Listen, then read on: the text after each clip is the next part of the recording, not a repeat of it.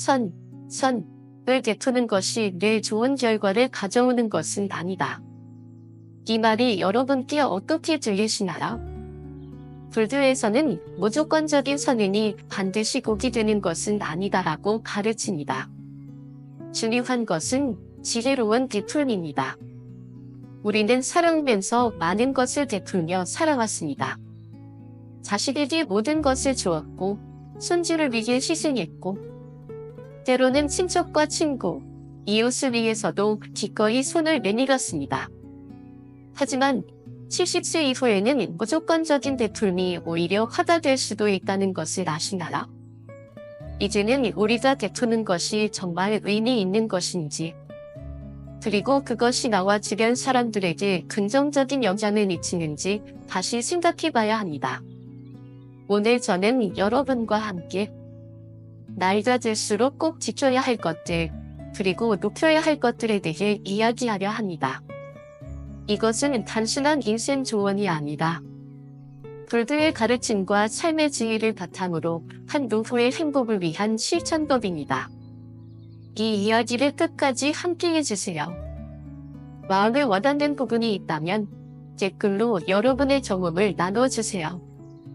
여러분의 소중한 의견이 또 다른 이들에게 큰 도움이 될 수 있습니다. 그럼 지금부터 본격적으로 이야기해 보겠습니다. 건강보다 중요한 것은 없다. 서울에 사는 72세의 김영수 어르신은 젊을 때부터 가족을 위해 살아온 분이었습니다. 은퇴 후에도 쉬지 않고 손주들을 돌보고 명절이면 자식들이 편하게 쉬도록 도와주셨죠. 그러던 어느 날 갑자기 허리를 제대로 펴지 못하는 통증이 찾아왔습니다. 병원에서는 척추 협착증이 심각하다고 했고 수술이 필요하다는 진단을 받았습니다. 하지만 김영수 어르신은 손주가 아직 어리고 자식들이 바쁘니 내가 돌봐야 한다고 생각하며 치료를 미루었습니다. 결국 병세는 악화되었고 더 이상 혼자 거동할 수도 없는 상태가 되었습니다. 그제서야 가족들은 어르신이 얼마나 희생해왔는지 깨달았지만 이미 늦은 후이었습니다. 손주들은 결국 유치원과 학원을 다녀야 했고 자식들은 부모님을 돌볼 시간이 없어 죄책감의 시간이었습니다. 이 이야기에서 우리가 배워야 할 것은 무엇일까요? 나의 건강을 지키는 것이 곧 가족을 위한 최선의 선택이다. 70세 이후에는 작은 병도 방치하면 큰 위기가 될 수 있습니다. 불교에서는 몸 또한 소중한 그릇이라고 말합니다. 이 소중한 그릇을 잘 관리해야 그 안에 좋은 마음과 복을 담을 수 있습니다. 지금부터라도 건강을 최우선으로 하세요. 하루 30분 이상 가벼운 운동을 하세요. 산책, 가벼운 스트레칭, 근력 운동, 정기적인 건강검진을 받아야 합니다. 최소 6개월에 한 번. 무리한 활동은 줄이고 충분한 휴식을 취하세요. 건강을 잃으면 모든 것을 잃는다는 사실을 잊지 마세요. 가장 중요한 것은 자신의 건강을 지키는 것이 곧 가족을 위한 최고의 사랑이라는 점입니다. 무조건적인 경제적 희생은 독이 된다. 서울에서 혼자 살고 있는 정승이 75세 어르신은 평생을 아들 하나를 위해 살아왔습니다. 남편이 일찍 세상을 떠난 후 그녀는 오로지 아들의 성공을 위해 헌신했습니다. 나는 가진 것 하나 없지만 우리 아들만큼은 부족함 없이 키우고 싶었다. 정순이 어르신은 한 푼 두 푼 모아 아들을 좋은 대학에 보냈고 결혼할 때는 전세금을 보태주었으며 손주들이 태어난 후에는 유치원비까지 도와주었습니다. 이 모든 것이 부모로서 당연한 일이라고 믿었습니다. 하지만 70세가 넘어서자 상황이 달라졌습니다. 엄마, 이건 달 생활비가 빠듯해서요. 그녀의 아들은 사업을 시작하며 어려움을 겪기 시작했습니다. 엄마, 돈이 좀 필요해요. 한두 달만 도와주시면 꼭 갚을게요. 아들은 간절한 목소리로 부탁했습니다. 정순이 어르신은 고민했지만 결국 은행 적금을 깨서 아들에게 보냈습니다. 우리 아들이 힘들다는데 어머니가 도와줘야지. 하지만 한두 달이 지나도 상황은 나아지지 않았고 아들은 계속해서 돈을 요청했습니다. 엄마, 사업이 조금만 더 자리 잡으면 돼요. 이것만 도와주세요. 결국 그녀는 남은 노후 자금을 모두 아들에게 주었습니다. 이제 남은 돈이라고는 작은 연금뿐이었습니다. 어머니, 죄송한데 제가 이번 달에는 도와드리기 어려워요. 그러던 어느 날 정순이 어르신은 병원에서 검진을 받다가 심각한 고혈압 진단을 받았습니다. 의사는 약을 꾸준히 먹고 정기적으로 병원에 와야 한다고 했습니다. 하지만 그녀는 병원비를 걱정해야 했습니다. 아들한테 생활비 좀 부탁해야 하나? 망설이며 전화를 걸었을 때 돌아온 대답은 냉정했습니다. 어머니, 저도 요즘 힘들었어요. 죄송하지만 다음 달에 봐요. 순간 가슴이 철렁 내려앉았습니다. 자신이 평생 바쳐온 아들이 이제는 등을 돌린 것이었습니다. 그제야 그녀는 깨달았습니다. 내가 이렇게까지 희생할 필요가 있었을까? 이 이야기에서 배우는 부분은 부모의 희생이 언제나 아이에게 좋은 영향을 주는 것은 아니다. 부처님의 가르침에서도 모든 집착은 고통을 낳는다고 했습니다. 자식에 대한 무조건적인 희생 역시 집착이 될 수 있습니다. 우리의 정제적 희생이 아이를 도와주는 것이 아니다. 오히려 그들을 나약하게 만들 수도 있습니다. 그러니 이제부터는 무조건적인 도움이 아닌 선명한 지원을 해야 합니다. 70세 이후 돈을 지키는 지혜로운 방법. 노후 자금은 반드시 지켜라. 70세 이후에는 더 이상 새로운 소득을 만들기 어렵습니다. 그러므로 자신의 노후 자금은 최소 10년 이상 유지할 수 있도록 철저히 관리해야 합니다. 자녀에게 모든 재산을 넘겨주지 마라. 재산을 미리 넘겨주면 나중에 돌려받기가 어렵습니다. 현실적으로 많은 부모님들이 재산을 물려주고 난 후 자녀들에게 소홀한 제후를 받는 경우가 많습니다. 부모가 경제적으로 독립한다. 자녀도 건강한 삶을 산다. 자녀들은 부모가 경제적으로 안정된 모습을 보일 때 더 편안한 마음으로 자신의 인생을 살아갈 수 있습니다. 무조건적인 금전 지원보다 자녀가 스스로 살 수 있도록 격려하는 것이 더 좋은 방법입니다. 도움을 주더라도 반드시 한계를 설정하라. 자녀가 도움을 요청할 때 결코 이것 한 것만 결투해야 아니라 정확한 금액과 기간을 정해서 지원해야 합니다. 그리고 절대 보증을 서지 마세요. 어떻게 하면 경제적으로 독립할 수 있을까요? 하지만 자녀에게 아무것도 안 주면 부모로서 너무 냉정하지 않을까요? 나는 이미 많은 재산을 자녀에게 넘겨줬는데 지금이라도 방법이 있을까요? 이런 고민을 하시는 분들이 많을 겁니다. 그렇다면 불들에서 말하는 지혜로운 돈 관리 방법을 참고해 보세요. 불들에서 말하는 노후 경제 지혜. 내가 가진 것에 만족하야. 불들에서는 지족이라고 합니다. 즉, 현재 내가 가진 것에 만족하고 더 큰 욕심을 부리지 않는 것입니다. 더 많은 돈이 있어야 행복하다는 생각을 버리시라. 대신 이 정도면 충분하다고 생각하는 것이 중요합니다. 경제적 독립이 곧 마음의 평온이다. 불교에서는 자신을 먼저 채워야 남을 도울 수 있다고 합니다. 내가 경제적으로 힘들면 결국 자녀에게 의존하게 됩니다. 그러면 가족관계도 나빠지고 서로에게 부담이 됩니다.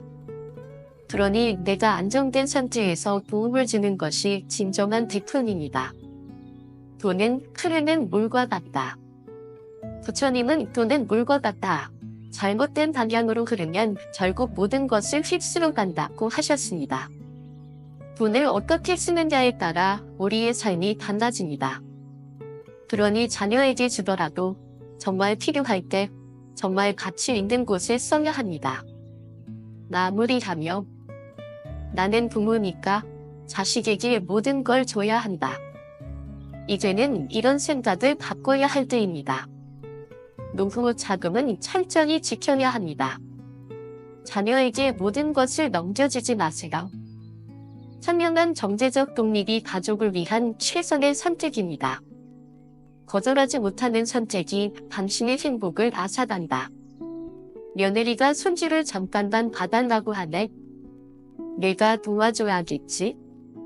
친구가 급히 돈이 필요하다고 하는데 거절하면 나쁜 사람 받겠지. 동생이 부탁을 했는데 내가 안 들어주면 가족 사이가 멀어질까? 이런 고민 한 번쯤 해보셨죠? 우리는 살아오면서 거절하는 것이 죄책감으로 이어지는 삶을 살아왔습니다. 특히 70세 이후에는 시간도 많고 경험도 많으니 도와줄 수 있지 않느냐?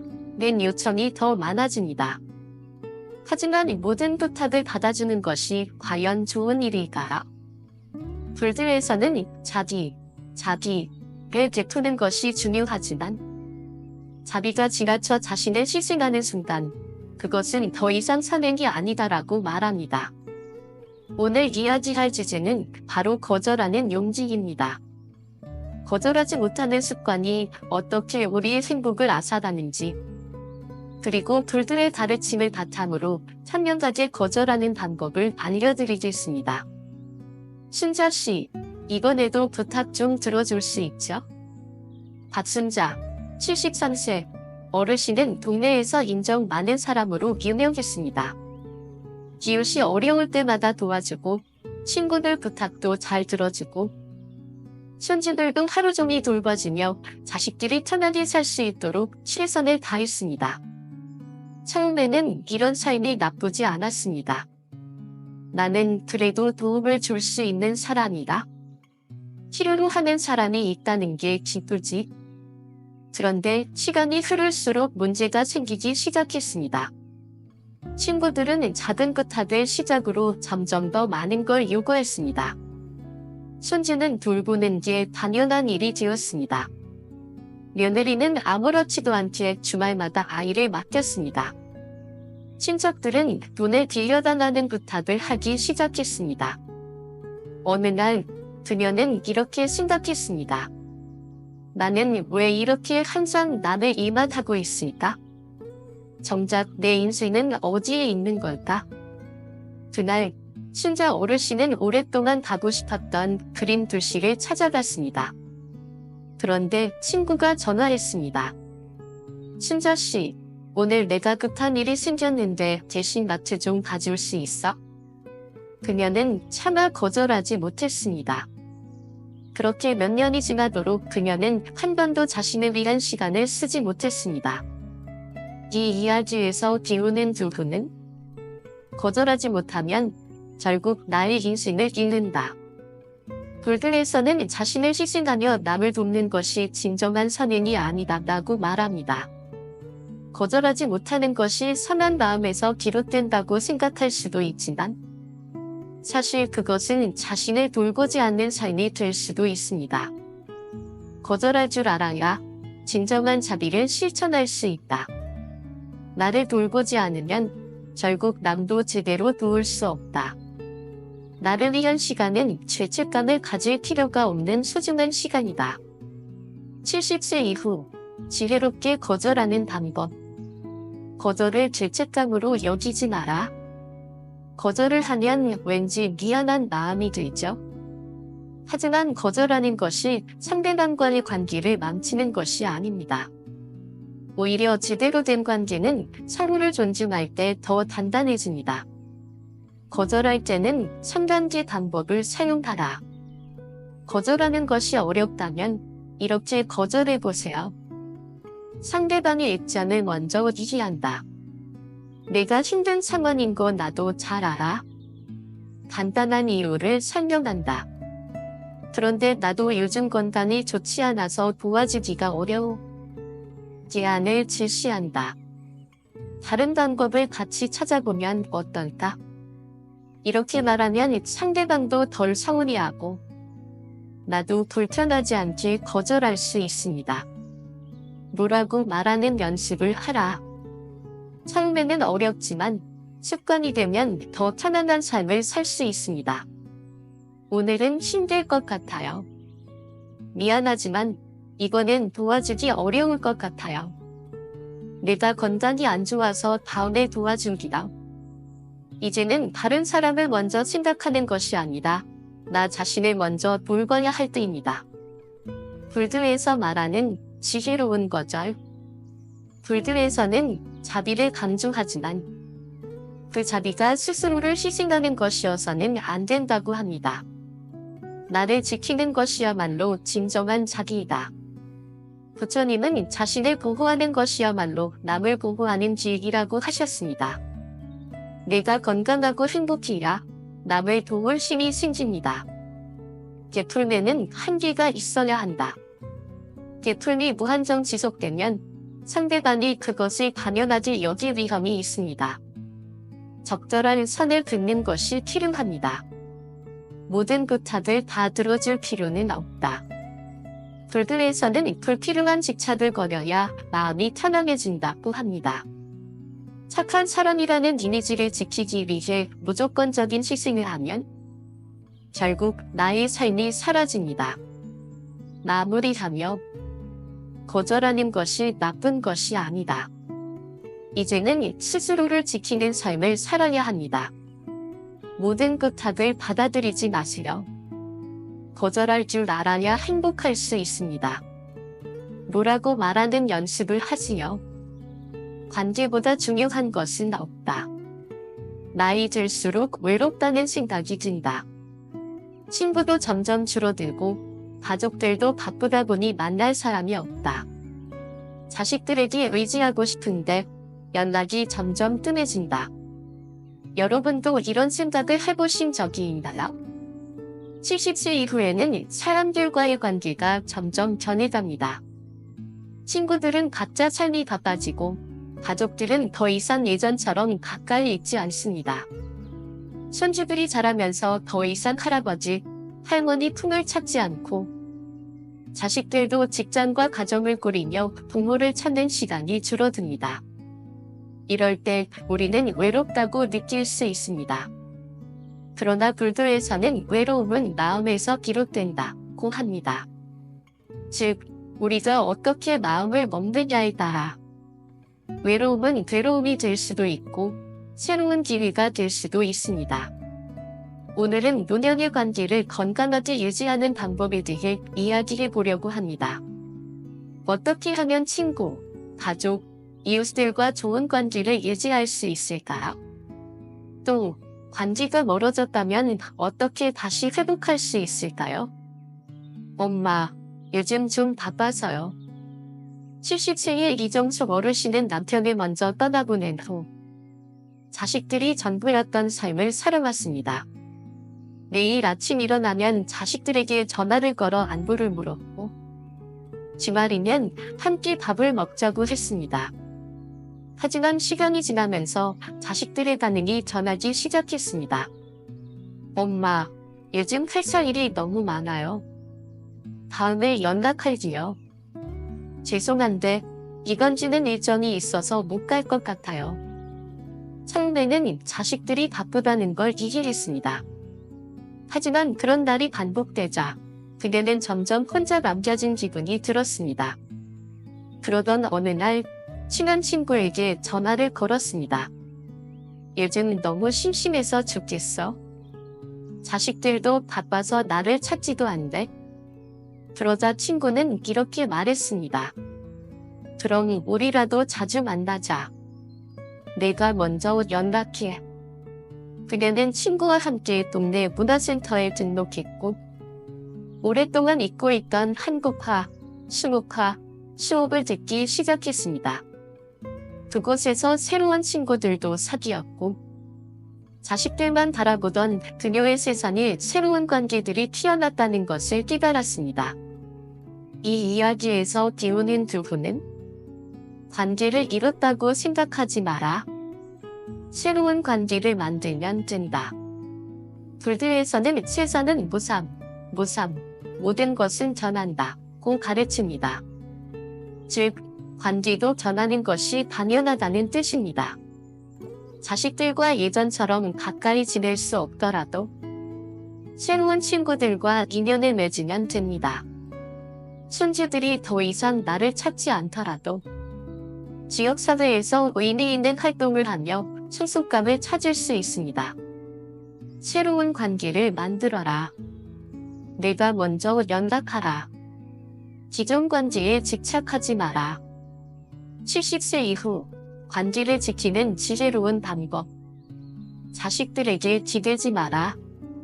자식들이 연락을 자주 하지 않는다고 서운해할 필요 없습니다. 그들은 부모를 사랑하지만 각자의 삶을 꾸려나가야 합니다. 우리 역시 자식에게 의존하는 삶이 아닌 나만의 삶을 만들어야 합니다. 내가 먼저 연락하라.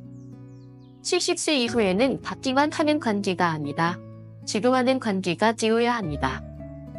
친구들에게 먼저 전화하고, 가족들에게 먼저 안부를 묻고, 이웃들에게 먼저 인사하세요. 공통된 관심사를 찾아라. 사람들은 같은 관심사를 가질 때 더 친밀해집니다. 문화센터에서 취미 활동을 하거나, 노인대학에서 새로운 공부를 하거나, 사찰 봉사활동을 하면서 불교 수행을 함께 할 수도 있습니다. 나를 돌보는 시간을 가지라. 관계도 중요하지만 나 자신과의 관계가 가장 중요합니다. 가끔은 혼자만의 시간을 즐기며 불교 명상이나 산책을 통해 마음을 다스려 보세요. 불교에서 말하는 관계의 지혜. 모든 관계는 변한다. 불교에서는 연기라고 합니다. 모든 관계는 인연에 따라 생기고 그 인연이 변하면 관계도 변합니다. 그러니 한 사람과의 관계가 멀어졌다고 해서 슬퍼할 필요가 없습니다. 새로운 인연이 올 것이고 새로운 사람들과 관계를 맺을 수 있습니다. 집착을 버려야 새로운 것이 들어온다. 불교에서는 층을 꼭 쥐고 있으면 새로운 것을 잡을 수 없다고 합니다. 과거의 관계에 집착하기보다는 새로운 인연을 받아들이는 열린 마음이 필요합니다. 진정한 관계는 소유가 아니라 공존이다. 우리는 자식, 친구, 배우자를 소유하려고 하면 관계가 힘들어집니다. 그저 같이 살아가는 인연이라고 생각하면 관계는 더 편안해집니다. 마무리하며 자신만 바라보는 삶에서 벗어나라. 새로운 친구를 만들고 내가 먼저 다가가라. 외로움을 두려워하지 마라. 관계는 만들어가는 것이다. 나를 위한 삶을 살아야 한다. 내가 원하는 삶은 무엇일까? 이제껏 가족을 위해 살아왔는데 남은 시간은 나를 위해 쓸 수 있을까? 지금부터라도 내 삶을 찾을 수 있을까? 70세 이후의 삶은 어떤 의미를 가져야 할까요? 많은 사람들이 노년을 마지막 여정이라고 생각하지만 불교에서는 지금 이 순간이 가장 중요한 순간이다 라고 가르칩니다. 즉, 우리는 오늘부터라도 새로운 삶을 시작할 수 있습니다. 이제는 자식도 손주도 다른 사람도 아닌 나 자신을 위한 삶을 살아야 합니다. 오늘은 나를 위한 삶을 사는 것에 대해 이야기해 보겠습니다. 여러분도 이 글을 읽으며 자신만의 행복한 노후를 상징해 보세요. 엄마, 이제 좀 쉬면서 살아도 돼요? 박정희, 75세, 어르신은 평생을 가족을 위해 살아왔습니다. 남편 뒷바라지, 자식들 키우기, 손주들 돌보기, 늘 누군가를 위해 희생하는 삶을 살았습니다. 하지만 남편이 세상을 떠나고 자식들은 각자의 가정을 꾸려 떠난 후 문득 이런 생각이 들었습니다. 이제 나는 누구를 위해 살아야 하지? 그러던 어느 날 딸이 이런 말을 했습니다.